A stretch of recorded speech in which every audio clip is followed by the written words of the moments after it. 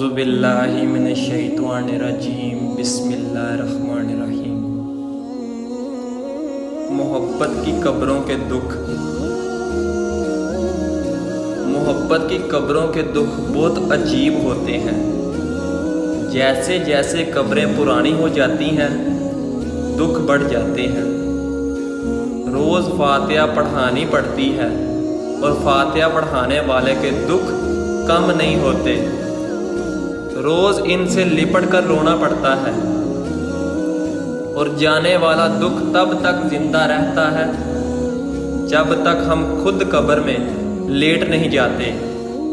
شاید پھر کوئی دوسرا فاتحہ پڑھنی شروع کر دیتا ہے اور یہ سلسلہ چلتا رہتا ہے یہاں تک کہ پرانی قبروں کے اوپر نئی قبریں بنیاد شروع ہو جاتی ہے۔ کبھی سوچا ہے پرانے قبرستان کدھر جاتے ہیں؟